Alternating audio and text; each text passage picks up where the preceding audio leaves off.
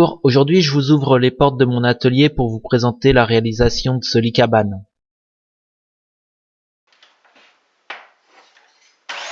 Le travail de préparation du bois est classique, je tronçonne à la scie circulaire et je déligne à la scie à ruban.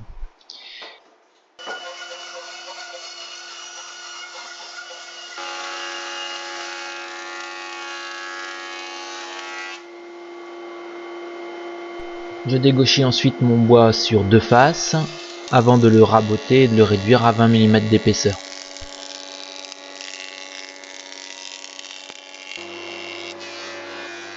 Pour les traverses de 15 cm, si je les déligne dans une planche de 22, je fais énormément de chutes. Je décide donc de faire un panneau, toujours en utilisant un outil de bouvetage dents de scie, et une fois ce panneau sec, j'y débite mes traverses.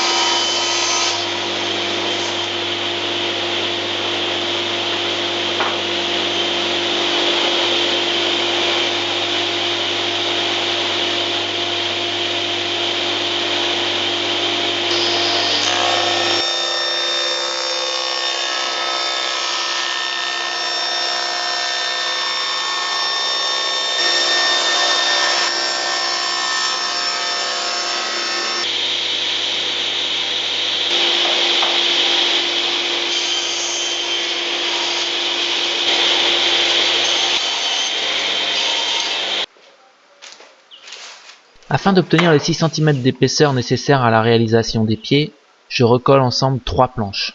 Pour cela, je protège mon plan de travail avec un papier sulfure et j'en colle au rouleau. Pour éviter que mes planches ne glissent les unes par rapport aux autres au moment du serrage, je les cloue dans un surplus de longueur aux extrémités.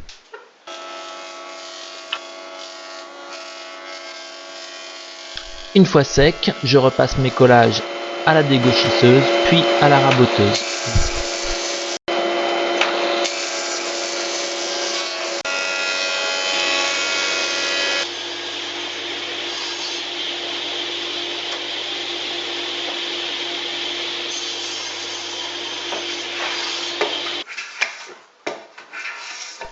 Voilà, tous mes bois sont prêts. Par contre, la qualité très médiocre du bois de coffrage m'oblige à reprendre pas mal de surface au rabot.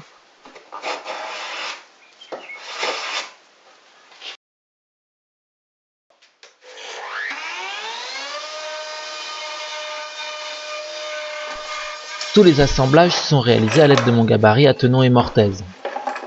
Sur les traverses de 15 cm, je réalise des tenons doubles afin de ne pas trop affaiblir les pieds. Pour cela, il suffit simplement de retourner le bois après avoir effectué le premier assemblage et de supprimer ensuite la partie centrale au ciseau à bois.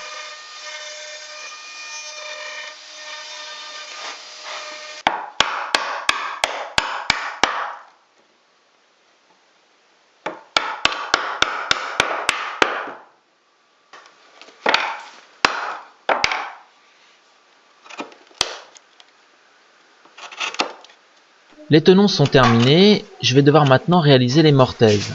Le souci, c'est que vu la longueur des pieds, je ne peux pas utiliser le système de butée du gabarit. Je dois donc tracer l'emplacement des mortaises. Pour cela, je regroupe tous les pieds et je trace simultanément sur chacun d'entre eux.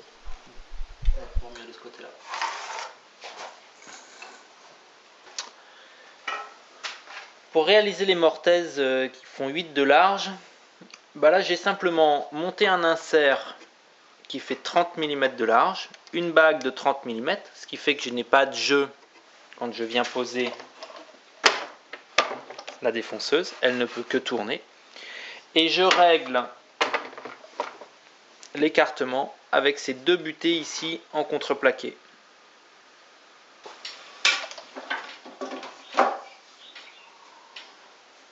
J'ai positionné ma mortaise, j'ai redescendu les traits de l'autre côté et je me suis fait deux petits repères, un ici et un ici. J'ai plus qu'à immobiliser mon bois en place.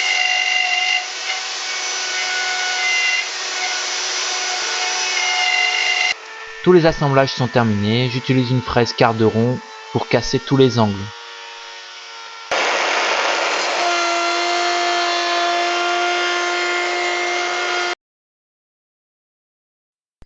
Il me reste à réaliser les barres cylindriques qui vont servir soit pour soutenir les rideaux du toit, soit pour les barreaux de l'échelle.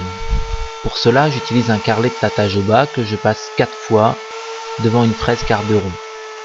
Cette méthode est rapide, mais elle a un énorme inconvénient, le cylindre obtenu n'est pas parfait. Si je devais l'emboîter directement dans un trou, le résultat ne serait pas propre. Pour remédier à cet inconvénient, je réalise à la défonceuse un petit épaulement.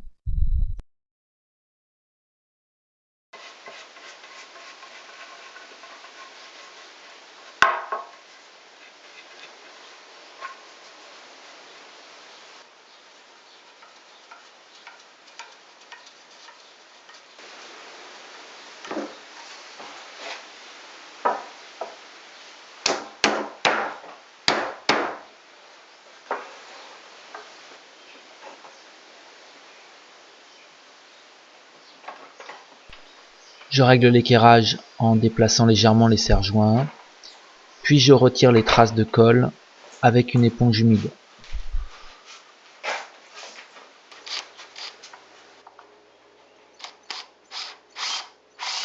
Je perce maintenant les passages pour toute la quincaillerie. Je prends bien soin de numéroter chaque emplacement. En effet, en perçant à la volée comme je le fais, la précision n'est pas suffisante pour se permettre d'intervertir les traverses.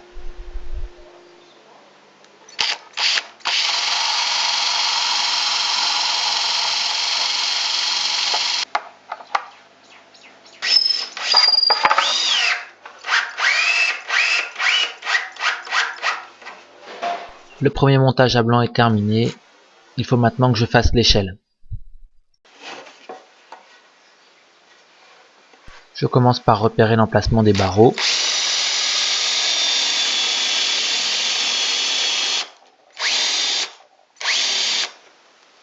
Je trace et je découpe l'arrondi à chaque extrémité.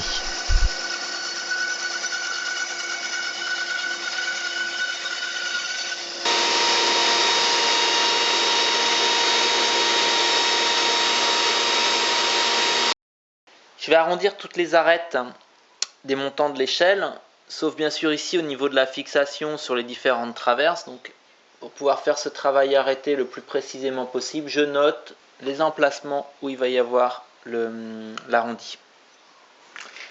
Perpendiculairement à mon guide, j'ai repéré l'axe de ma fraise. Ici, j'ai un quart de rond de 10 mm, donc ça veut dire que ma fraise va usiner 10 mm en amont et 10 mm en aval. Je vais donc repérer maintenant deux lignes parallèles espacées à 10 mm. L'une va me servir pour l'entrée et l'autre va me servir pour la sortie.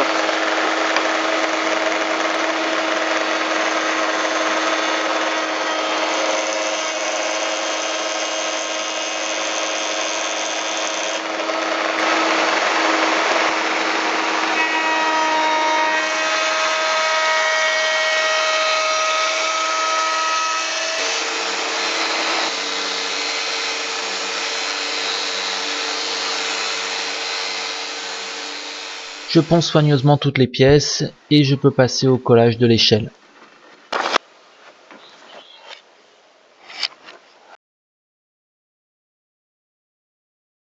Bon, le bois de coffrage c'est économique, mais il y a pas mal d'endroits où j'ai des éclats comme ça. Je vais devoir mastiquer. Je récupère de la poussière de ponçage que je mélange à un liant. Ça sèche très rapidement, ça se ponce facilement.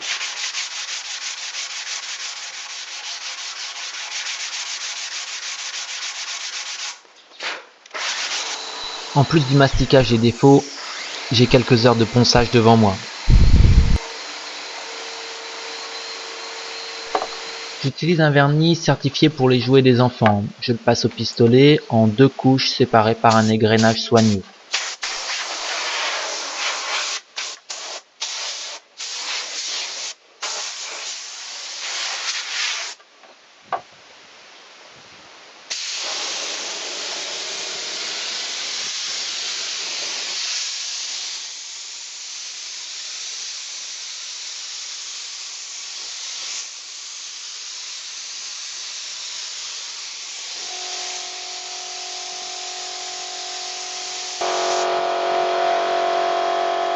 Le temps du séchage, je monte dans l'atelier de couture voir ce qui s'y passe.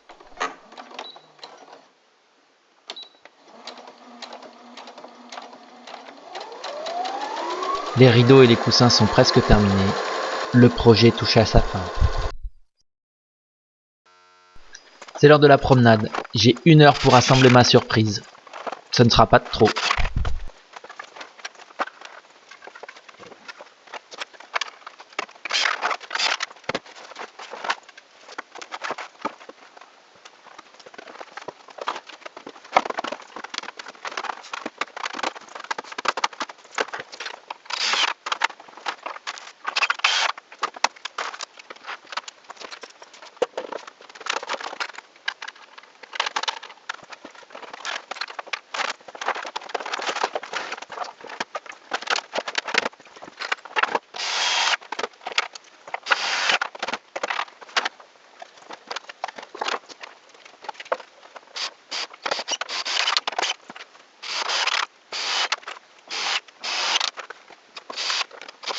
Bon voilà, ce lit cabane est terminé. Merci de m'avoir suivi dans cette réalisation.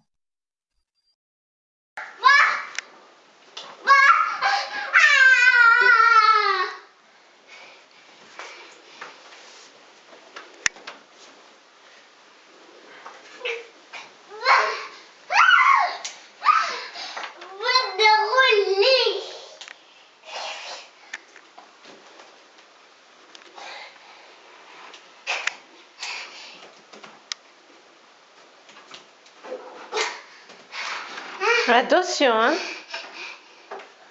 Concentre-toi, mon chéri. Quand tu montes à l'échelle, c'est pas pour jouer. D'accord? Il faut faire attention.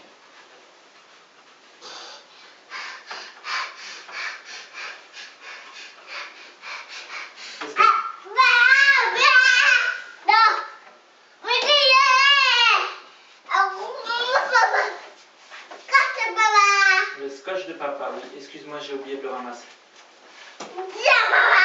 Merci.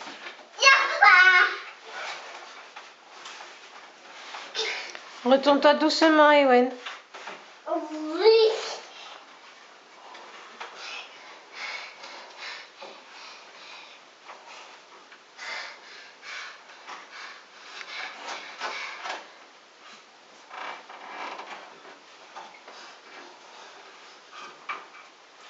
Qu'est-ce que tu as pas bien fait là?